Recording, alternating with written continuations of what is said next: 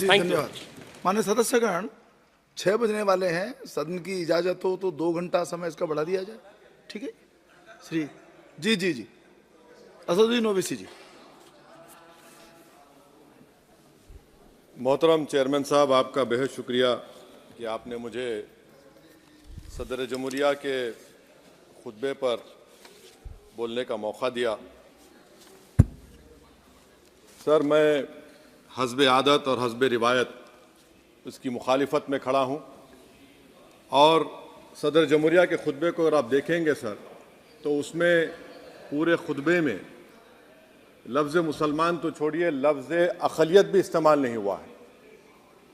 और मैं बड़ी ज़िम्मेदारी के साथ आपके सामने अर्ज़ कर रहा हूँ कि भारत में 14% मुसलमान जो आबादी के लिहाज से 17 करोड़ आते हैं, वो आज पिछले 10 साल में नरेंद्र मोदी की सरकार में अपने आप को एक गैर यकीनी कैफियत में पाते हैं। अपने सोचते हैं कि हमारी शनाख्त को ख़तरा है, हमारे वजूद को ख़तरा है। और मैं बड़ी ज़िम्मेदारी के साथ कह रहा हूँ कि जज्बात में लाए बगैर कह रहा हूँ कि आज 17 करोड़ मुसलमान अपने आप को ऐसा समझते हैं कि जिस ज़माने में हिटलर के ज़माने में यहूदी अपने आप को समझते थे। और उसकी मैं बताता हूँ क्यों समझते हैं, बताता हूँ आपको चंद मिनट में। सर, मिसाल के तौर पर आप देखिए खुतबे सदारत के हिस्से तहरीर का 32वां पैराग्राफ, 32 पैराग्राफ में ड्रॉप आउट रेट का जिक्र हुआ, स्कूलों में इंदराज यानी एनरोलमेंट का जिक्र हुआ, एससीज का नाम लिया गया, एसटीज का नाम लिया गया, ओबीसीज का नाम लिया गया, लफ्ज़ अक़लियत का नाम नहीं लिया गया, मुसलमान तो छोड़िए। और सबसे ज़्यादा ड्रॉप आउट इस मुल्क में अगर स्कूलों में है तो मुसलमानों में है। सबसे कम एनरोलमेंट अगर है तो मुसलमानों में हायर एजुकेशन में। गवर्नमेंट का डेटा है सर कि मुसलमानों का जो स्टूडेंट ड्रॉप आउट है वो 14.42 से क्लास 1 से शुरू होता और वो क्लास 6 और 8 को पहुंचे अब तक वो 10.76 को पहुंचता है। ये गवर्नमेंट का डेटा है, यानी क्लास 1 से क्लास 6 और 8 तक ये हाल है। आपने क्या किया सर इस बजट में? प्री मैट्रिक स्कॉलरशिप को सिर्फ 9th क्लास तक महदूद कर दिया और इसमें आपने पैसे कम कर दिए प्री मैट्रिक स्कॉलरशिप में। और सर 2022-23 का बजट आप देखिए, 5026 करोड़ रुपए दिए गए थे, जिसमें से सिर्फ 663 करोड़ इस्तेमाल हुए। अब आप आ जाइए सर, AISHE का डेटा है कि हायर एजुकेशन में मुसलमानों का 8.5 ड्रॉप आउट रेट हुआ है। 2020-21 में गवर्नमेंट का डेटा बता रहा है कि 1,80,000 मुसलमान हायर एजुकेशन में नहीं है। प्री मैट्रिक स्कॉलरशिप को आपने 423 करोड़ था, उसको आपने इस साल 326 कर दिया। मौन आज़ाद फेलोशिप को 45 करोड़ कर दिया। MCM जो 44 करोड़ था 33 करोड़ कर दिया। बताइए, जो सबसे ज़्यादा जिसका कम्युनिटी का ड्रॉप आउट रेट है और जो हायर एजुकेशन नहीं, उससे आप ये बर्ताव करते हैं। सर, दूसरी बात यह है कि हम ये देख रहे हैं कि 10 साल में इस सरकार में कोई हद नहीं छोड़ी है गलत हुक्मरानी की, नफरतों को भड़काने की, कोई हद नहीं छोड़ी गलत फहमियों को फैलाने की, और कोई हद नहीं छोड़ी इस मुल्क के अवाम नास को तर्क करने की। इस 10 साल में हमने क्या देखा सर? जमहूरियत हमारे वतन अजीज की को बचाना बहुत ज़रूरी है। ये गरीबों के लिए और कमज़ोरों की एक बहुत बड़ी ताकत है। मगर 10 साल में, 9.5 साल में क्या हुआ? सिर्फ एक शख्स को मजबूत कर दिया गया, एक मजहब को मजबूत कर दिया गया, एक आइडियोलॉजी, एक नज़रिए को मजबूत कर दिया गया, एक शनाख्त को सब शनाख्त के आगे दूसरी शनाख्तों को मिटाने की कोशिश की गई, एक ज़बान को मजबूत कर दिया गया। तो हमारी जमहूरियत तो खोखली हो चुकी है। और सर, कोई भी हुकूमत और पार्टी सिर्फ जबर और इस्तेसाल पर कायम नहीं रह सकती है सर। दूसरा पॉइंट सर जो मैं आपके सामने अर्ज करना चाह रहा हूं, CAA के कानून के ताल्लुक से मरकजी एक वजीर ने अखबार में बयान दिया कि हम 8 दिन में करने वाले हैं। आप 8 दिन में करेंगे, 8 दिन में एहतजाज शुरू होगा मुल्क के कोने कोने में। आप CAA को मजहब से खत्म कर दीजिए, मजहब से जोड़ेंगे तो आपका इरादा बुरा है। आप भारत की अक़लियतों को, भारत के मुसलमानों को, दलितों को आप परेशान करने का आपका इरादा है। सर, दूसरी बात यह है कि CAA के खिलाफ क्यों हम हैं? क्योंकि सीमांचल के मुसलमान को आप बांग्लादेशी कहते हैं।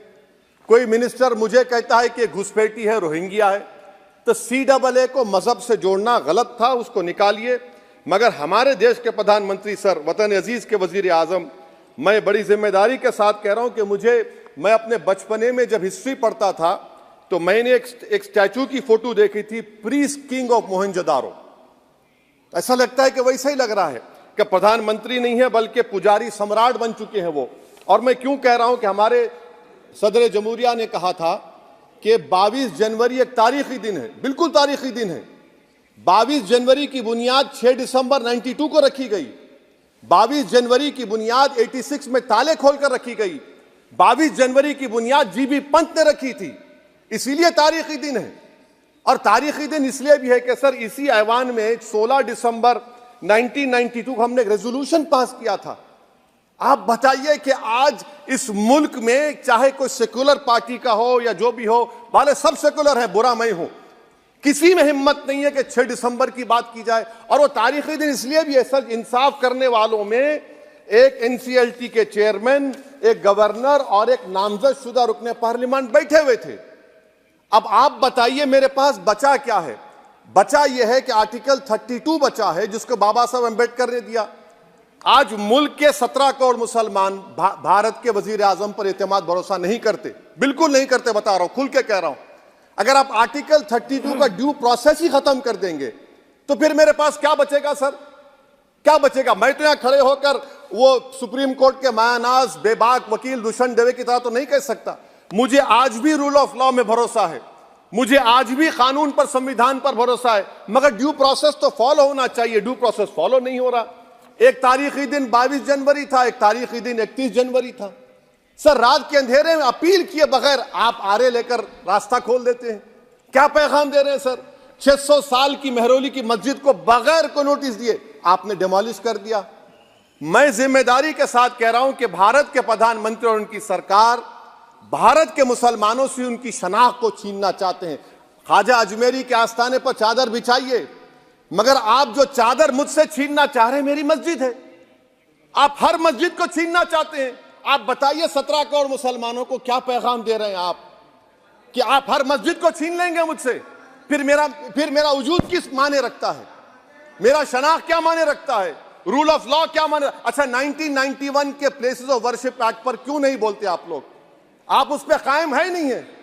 आप 500 साल की बात करते, मैं आपसे कहता हूं भाई 500 साल पे मत जाइए, बौद्ध पे जाइए, जैनिज्म पे जाइए, शैविज्म पे जाइए, कहां रुकेंगे? अरे इस देश को आजादी मिली 47 में, संविधान मिला हमको बाबा साहब अम्बेडकर का, बराबरी का। उससे पहले तो राजा रजवाड़े थे, जमहूरियत नहीं थी, लोकतंत्र नहीं था, मगर आप उसको उस बारे में लेके जाते। अरे 500 साल आगे क्या होगा बताइए?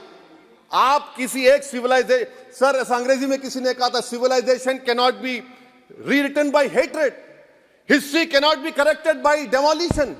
आप ये नहीं कर सकते। और मैं उम्मीद करता हूं कि जब मौर्ख तारीख लिखेगा, नरेंद्र मोदी इस मुल्क में तारीख लिखना चाहते हैं। क्या तारीख लिखना चाहते हैं?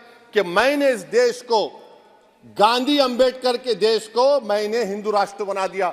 मैं उम्मीद करता हूं कि हमारे भारत के हमारे हिंदू भाई देश के प्रधानमंत्री की सोच को नाकाम करेंगे। उन पर है, अब देखते हैं क्या होता है। सर, नेबरहुड फर्स्ट की पॉलिसी है।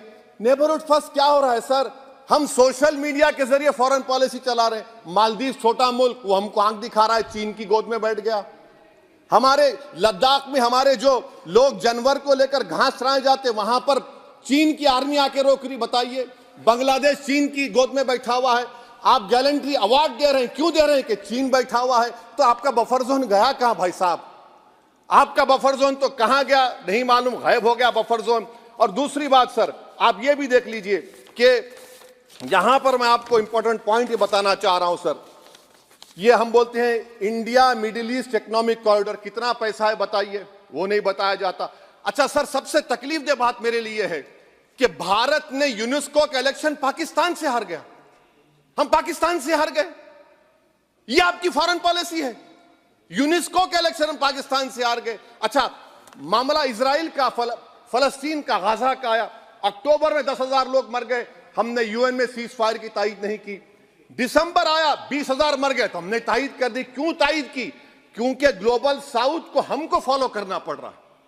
भारत ग्लोबल साउथ को फॉलो कर रहा है, मेरे लिए तकलीफदेह बात है। यह आपकी नाकामी का बहुत बड़ा सबूत है। इसीलिए हम बता रहे हैं कि यह सरकार की बहुत से नाकाम। सर, अलीगढ़ मुस्लिम यूनिवर्सिटी, आखिरी पॉइंट, अलीगढ़ मुस्लिम यूनिवर्सिटी, सर आप उत्तर प्रदेश से आते हैं, सर 81 में एक्ट पास हुआ, हमारा लॉ ऑफिसर कोर्ट में कहता है कि मैं पार्लियामेंट के एक्ट को नहीं मानता। कैसे नहीं मानते सर? क्या नरेंद्र मोदी ने पार्लियामेंट को नॉमिनेट किया या पार्लियामेंट ने नरेंद्र मोदी को प्रधानमंत्री बनाया? बताइए। 81 के एक्ट को नहीं मानते।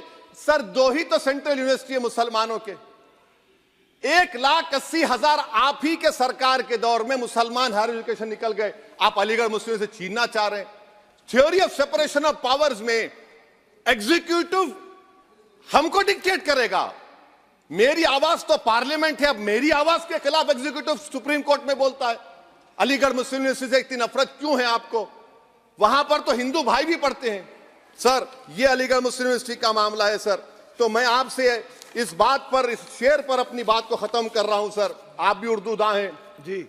मसीहाओं को जब भी आवाज दी है, अहमद फराज का शेर है जी जी। मसीहाओं को जब भी आवाज दी है, पलट कर आ गए हर बार कातिल। मसीहाओं को जब भी आवाज दी है, पलट कर आ गए हर बार कातिल। वहां क्या दाद खाही क्या गवाही, वहां क्या दाद खाही क्या गवाही, जहां हो मुंसिफों के यार कातिल। सर, मैं फिर से हुकूमत से मुतालबा करता हूं कि अल्पसंख्यक समाज के बजट के स्कॉलरशिप को आप डिमांड ड्रिवन करिए। भारत के प्रधानमंत्री, प्रधान सेवक रहिए। आप कोई प्रीस किंग मत बन जाइए। आप जीतेंगे, कौन जीतेंगे देश तय करेगा। मगर याद रखिए, 17 करोड़ मुसलमान आज गम और गुस्से में हैं और इस बात को महसूस कर रहे हैं, इस बात को महसूस कर रहे हैं कि प्रधानमंत्री को हम नोट नहीं दिए मगर हमारा प्रधानमंत्री है। आखिर ये प्रधानमंत्री 17 करोड़ मुसलमानों की उनकी शनाख्त को कैसे मिटा रहे हैं, कैसे उनको आप मार्जिनलाइज कर रहे हैं। इसीलिए सर, मैं उम्मीद करता हूं कि हमारे सेकुलरिज्म जो है, वो मैं पॉलिटिकल सेकुलरिज्म कभी नहीं माना। जो सेकुलरिज्म संविधान में लिखा गया उसकी हिफाजत करेंगे। मुल्क अहम है, वरना याद रखिए, आप चुनाव जीते हैं हारे, मगर अगर आप 17 करोड़ एक जनता को आप गैर यकीनी कैफियत पैदा कर देंगे, ये देश के हित में नहीं होगा। बल्कि हम तो उम्मीद कर रहे हैं कि ड्यू प्रोसेस अदालत फॉलो करेगी। अदालत अगर एक तरफा फैसले करेगी तो गलत होगा। सर, बहुत बहुत शुक्रिया। श्री रामचरण वोरा जी।